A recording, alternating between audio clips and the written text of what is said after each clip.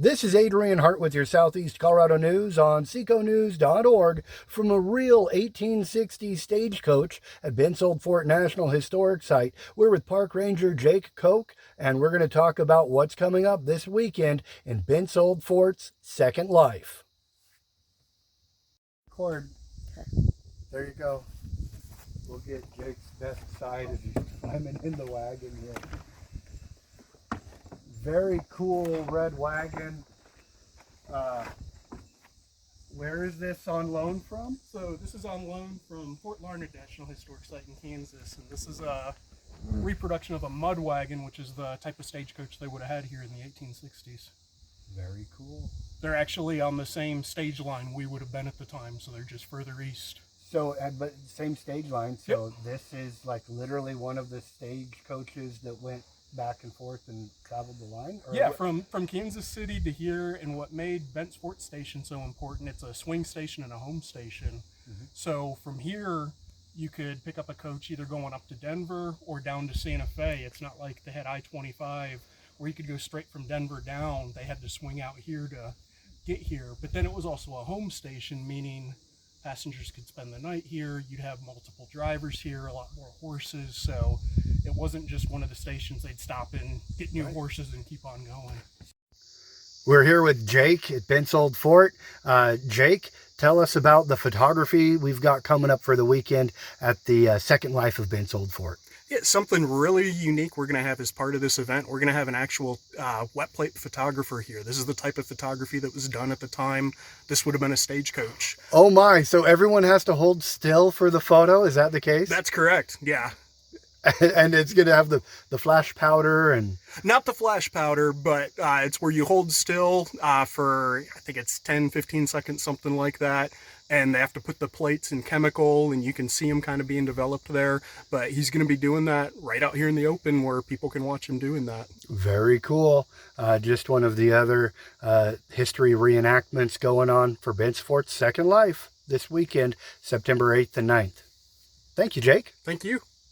As far as population of the fort, how did it compare to the 1840s? You guys a lot typically smaller. reenact 1840s. Yeah, we're usually in the 1840s where you may have had, at busy times, 100 people living out of here.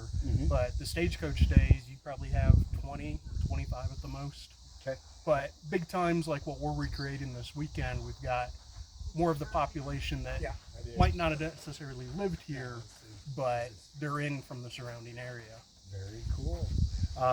Speaking of the reenactment coming up this weekend, it's like at least a recent record as far as the number of reenactors involved. Yeah. You want to tell us about that, where they're coming from? Sure. So I've been here 5 years, and this is going to be the most living history volunteers we've had. 75 to 80 will be here, and they're coming from as far away as Kansas City. We've got a bunch coming up from Texas. We've got a lot of our regular volunteers that are switching up time periods to help us out from the I-25 corridor and down into New Mexico. We're going to see J.R. Thompson and all the regular cast out here. Yeah, probably a lot of the regular folks you see in the trade room. Yeah. Very cool. Playing different roles, though. Yeah. Tell us about the different roles.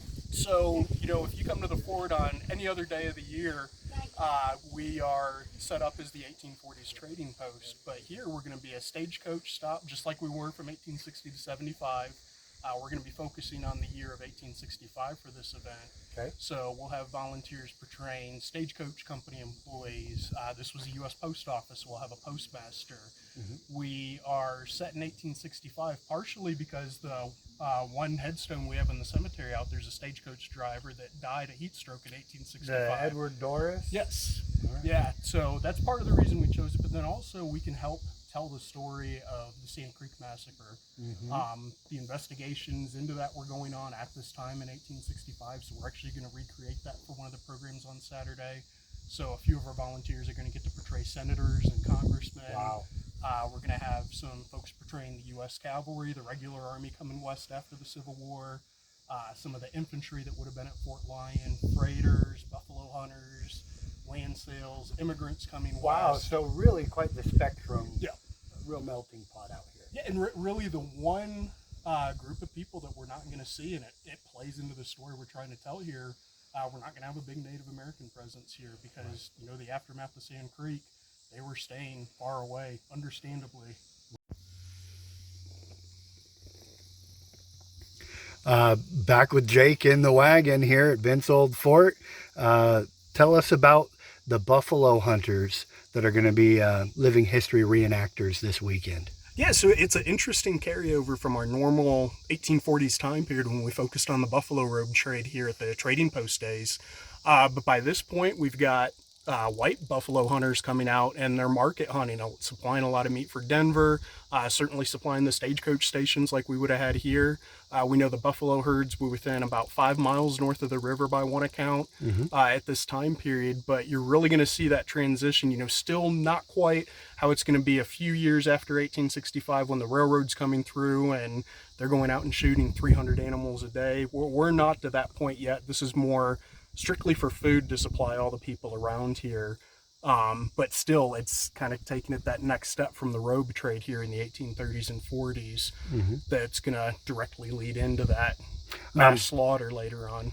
In previous coverage out here at the fort, I've seen reenactors camping, Yes. And those guys, typically, they've got buffalo tongue cooking.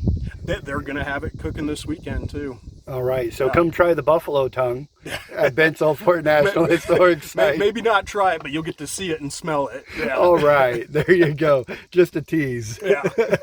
Come join us for the fun this weekend at Bent's Old Fort. Thank you, Jake. Thank you. The Sand Creek Massacre, we've got content from a previous event. What we do, and we're going to be talking about that at this event, too. Okay, cool. You know, Saturday, we're going to have a program where we recreate the investigation in Sand Creek. We're going to use the actual words by the people that they interviewed. We're going to have a letter written by William Ben that's going to be part of that. We're also going to have Terry Joe from Sand Creek giving a program on Sand Creek in the aftermath. So a lot of really neat programs here we don't normally have. Stuff going on at Bent's Old Fort. Yeah. Yeah. How do people get more information? I mean, of course, they can look at seconews.org. Absolutely. But how do they get more information directly from the source? You know, our phones have been having issues right now, but you go to our park website or our Facebook page, and we've got the schedule of events posted right there. Very cool. Yeah. And of course, find the links in the related article on Bent's Old Fort National Historic Site. What is it? The Second Life of Bent's Old Fort? Yep, that's the name of the event. All right. Yeah. Join us this week. One of the continuing themes going on with all of your history reenactments at Bent's Old Fort has to do with the military presence. Tell us what it's going to be like this weekend compared to your typical reenactments from the 1840s. Yeah, so it's going to be a lot different. So we're going to be set in 1865. So it's the end of the Civil War. The regular army that's been fighting back east is starting to make its way west again on the plains. So we're going to have some mounted cavalry portraying the 2nd United States Cavalry that was sent out and stationed at Fort Lyon. We're also going to have some infantrymen portraying what we're called the Galvanized Yankees. It's a unique group.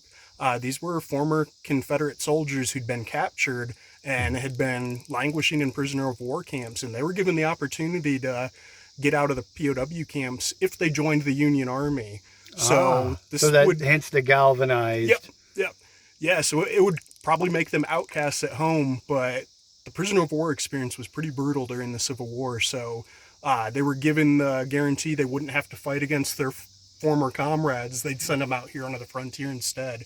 So we did have some of those men stationed at Fort Lyon nearby, and so we've got some men that are going to be representing them this weekend.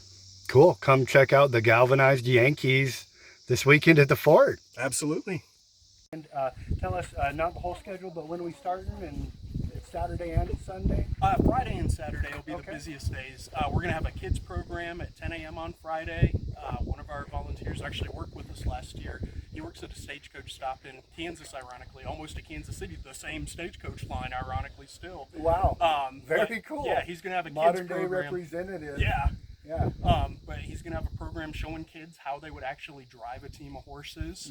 Cool. And then in the afternoon, we're going to have a program kind of to fill in between what gets us from trading post to stagecoach stop and all of that information. And then one of our other rangers is going to give a program on a unique group of soldiers called the Galvanized Yankees. They were Confederate POWs that got out of prisoner of war camp by joining the Union Army and getting sent west. So we're going to have them represented this weekend as well.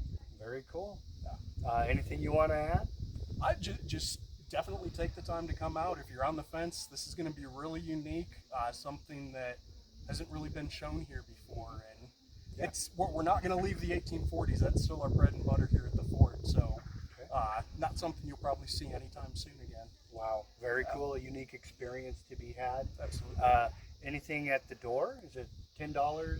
Yeah, for everybody 16 and up, it's $10. 15 and under is free. If you have a national park pass, those work to get you in. Yep, you and 3 other people. All right, very good. For Jake and the living history reenactors here at Bent's Old Fort National Historic Site, I'm Adrian Hart with your Southeast Colorado News.